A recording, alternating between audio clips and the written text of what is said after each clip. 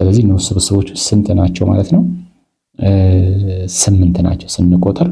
ይህን ስንቆጥር ስንት ይሆናል? 8 ይሆናል። እንቁጠር 1 2 3 4 5 6 7 8 ሆነ ማለት ነው። ህገኛ ንዑስ ስብስብ ከሆነ ደግሞ አንድ ስብስብ የራሱ ህገኛ ንዑስ ስብስብ መሆን ስለማይችል ይሄ ይቀነሳል፣ ቀመሩም ይቀየራል። ያኔ ቀመሩ ከላዩ ላይ 1 ነው። ሁለት ኃይለ ቁጥር እዚህ ጋር 2 ኃይለ ቁጥር ነ ሲቀነስ 1 እናደርጋለን። 2 ኃይለ ቁጥር ነ ሲቀነስ 1 ማለት መጀመሪያ ኃይለ ቁጥሩን ከሰራን በኋላ ከላዩ ላይ 1 እንቀንሳለን። ያ ማለት 2 ኃይለ ቁጥር 3 ሲቀነስ 1 እናደርጋለን። 2 ኃይለ ቁጥር 3 8 ነው። ሲቀነስ 1 ስንት ሆነ? 7። ያ ማለት እቺ የተቀነሰችዋ ራሱን የሚቀነሰው ማለት ነው። አንድ ስብስብ የራሱ ህገኛ ንዑስ ስብስብ መሆን ስለማይችል ማለት ነው። እስቲ አሁን ምንድነው የምናደርገው? አባላቱ 4 ቢሆንስ እንስራ። እንዴት እንደምንሰራ ላሳያችሁ። አባላቱ 4 አሁን ለምሳሌ ስብስብ ሀ 1 2 3 እና 4 ቢሆን 5 ካደረገን 2 ኃይለ ቁጥር 5 32 አባላት ነው። 32 ንዑስ ስብስቦችን ነው ማውጣት የሚጠበቅብን። 4 ካደረግን ግን 2 ኃይለ ቁጥር 4 16 ንዑስ ስብስቦችን እናወጣለን ማለት ነው። ስለዚህ ምን እናደርግ? መጀመሪያ በስንት ነው የምናወጣው? አባላትን ስናወጣ 2 ኃይለ ቁጥር መጀመሪያ ቀመሩን እናወጣለን። እዚህ ጋር 2 ኃይለ ቁጥር 4 ስንት ሆነ? 16 ነው። የንዑስ ስብስቡ ብዛት 16 ነው። 16 ንዑስ ስብስቦችን ማውጣት አለብን ማለት ነው ለዚህ ለስብስብ ሀ። ስለዚህ በምንድን ነው የምናደርገው? መጀመሪያ ዜሮ አባል ያለው እናወጣለን። እሱም ማን ነው? ፋይ ነው። ቀጥሎ ደግሞ 1 አባል ያለው እናወጣለን። ከዛ እያንዳንዳቸውን 1ን ለብቻ፣ 2ን ለብቻ፣ 3ን ለብቻ፣ 4ን ለብቻ። አያችሁ አይደለ? አሁን ዘዴው እንድታውቁ ነው። ቀጥሎ ደግሞ 2 አባላት ያሏቸውን እናወጣለን። 2 አባላት ደግሞ እንደዚህ ነው የምናደርገው። 1ን ከ1 ጋር፣ 1ን ከ3 ጋር አንድን ከ2 ጋር፣ 1ን ከ3 ጋር፣ 1ን ከ4 ጋር ነው እናወጣው። በአንድ እንጨርስና ወደ 2 እንመጣለን።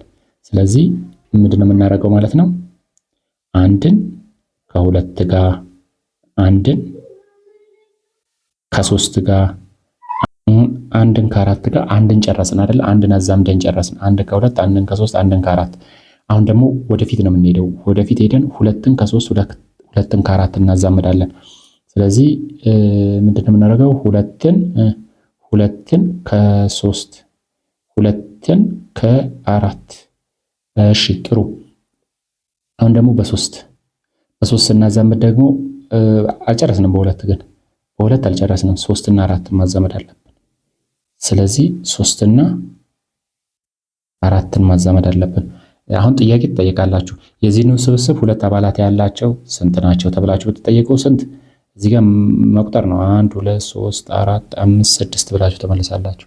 የስብስብ ሀ ንዑስ ስብስብ የሆኑ 1 አባላት ያላቸው ደግሞ ስንት ናቸው? 4።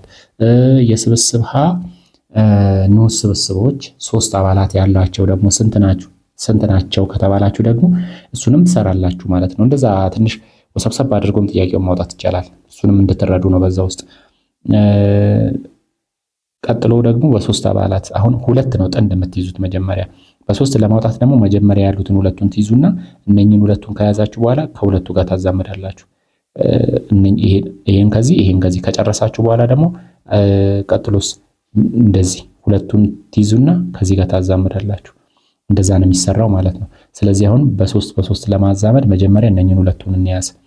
ስለዚህ 2ቱን ስንይዝ ማንን? 1 እና 2ን ይዘን ከማጋ ከ3 ጋር።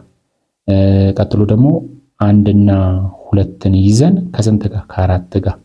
ቀጥሎስ አሁን ወደፊት ስንሄድ ደግሞ 2 እና 3ን ይዘን 2 እና 3ን ይዘን ከ4 ጋር። 3 አባላት ያሏቸውን ስንት አወጣን? እንቆጥረዋለን። 16 ካልሆነ ትክክል አይደለንም ማለት ነው።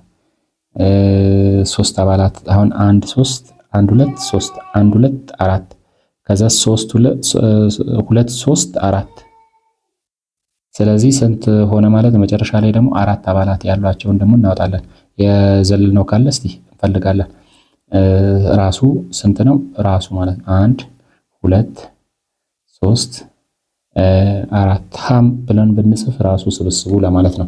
ስለዚህ ይህንን ስንቆጥረው 16 ይሆናል ወይስ የሳት ነው አለ 1 2 3 4 5 6 7 8 9 10 11 12 13 14 15 አንድ ዘለናል። ይሄ አንድ የዘለልነው ማንን ነው? 3 ቤት ነው። 3 ቤት ነው ወይስ 2 ቤት ላይ ነው የዘለልነው? ዶክተር እስቲ 1 2 3 4 5 6 7 8 9 10 11 12 13 14 15 አንድ ዘለናል 3 ቤት ላይ ነው።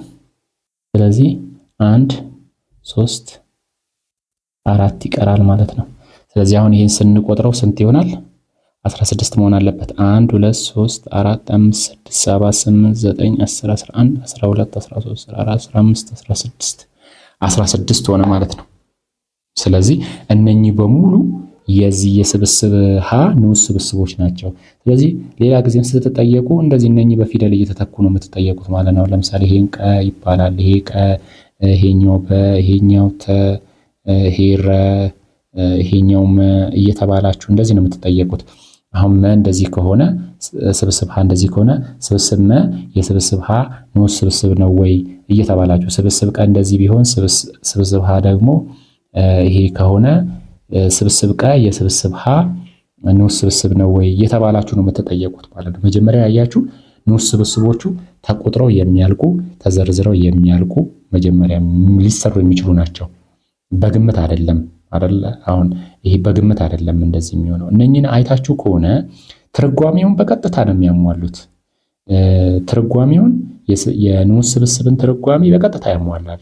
ለምሳሌ ስብስብ ምን ብታዩ እያንዳንዳቸው የስብስብ ሀ አባላት ናቸው። አሁን እዚህ ውስጥ ያሉት የስብስብ ሀ አባላት ናቸው እና ይሄ በሙሉ እዚህ ውስጥ ካለ ምን ይሆናል? መ የሀ ንዑስ ስብስብ ነው እንላለን። ስብስብ በውስጥ ያሉትም እንደዛው በሙሉ አባላት ናቸው። የስብስብ ሀ አባላት 2 የስብስብ ሀ አባል ነው፣ 3ም 4ም የስብስብ ሀ አባል ነው። ስለዚህ እነኚህ ሁሉ ስብስብ ሀ ውስጥ ስለሚገኙ ይሄ ስብስብ የስብስብ ሀ ንዑስ ስብስብ ነው እንላለን ማለት ነው። ህገኛ ንዑስ ስብስብን ለማወቅ ደግሞ እቺ መቀነስ ነው። ይሄን ከቀነስን ምክንያቱም ራሱን ነው የማይሆነው ማለት ሌሎቹን በሙሉ ያሟላል። ይሄን በሙሉ ያሟላል ግን ራሱን አይሆንም። አያችሁ 5ም ቢሆን 6ም ቢሆን እስቲ ሞክሩ እናንተ ደግሞ 5 አድርጉና 5 ካደረጋችሁ ደግሞ 32 ነው የሚወጣው። ለምን መሰላችሁ? አባላቱን ከፍ እያደረጋችሁ በሄዳችሁ ቁጥር በጣም ትልቅ ነው የሚሆነው እንበልና አባላቱን 10 ብታደርጉ 2 ኃይለ ቁጥር 10 1024 ነው የሚሆነው እና በጣም ብዙ ነው። መዘርዘር አትችሉም። አባላቱ 10 እንኳን ቢሆን ማለት ነው። አያችሁ 10 እንኳን ቢሆን በጣም ከባድ ነው የሚሆነው። ስለዚህ ይከብዳችኋል። እናንተው መሞከር አለባችሁ። ቢያንስ አባላቱን 5 6 እያደረጋችሁ 5 ካደረጋችሁ 32 ነው የሚሆነው። 32 ማውጣት አለባችሁ። 6 ካደረጋችሁ 64። በደንብ ይህንን እንድትረዱት። ምክንያቱም ትምህርት ቤት የምትጠየቁት እንደዚህ ሰፊ እንደዛ አይደለም የምትጠየቁት ቢያንስ 3 አባላት ያለው ነው የምትጠየቁት። 5 እና 6 ላይ በደንብ ከሰለጠናችሁ በደንብ ከሰራችሁ ትምህርት ቤት የምትጠየቁት 3 አባላት ወይ 2 አባላት ያለውን ለእናንተ ቀልድ ነው የሚሆነው። ገብታችኋል? ግን ምንም ፕራክቲስ ሳታደርጉ ወደ ፈተና ከገባችሁ 2 አባላት ራሱ ያለውን ለማውጣት ትጠራጠራላችሁ። ፈተና ላይ ደግሞ መጠራጠር ከባድ ነው። ይህን ጥርጣሬ የምታስወግዱት እንደዚህ ረዘም ያሉ ጥያቄዎችን በመስራት ፍርሃትን ማስወገድ። አሁን እዚህ ጋር እኛ ስንሰራ አሁን ፈተና ላይ አትጠየቁም፣ በእርግጠኝነት አትጠየቁም። ምናልባት አሳይመንት ላይ ከተጠየቃችሁ ነው እንጂ እኔ አሁንም መምህር በሆንኩበት ሰዓት እንደዚህ ነበር አሳይመንት የምሰጠው። ፈተና ግን የምፈትነው በ2 አባል ወይ በ3 አባል ነው።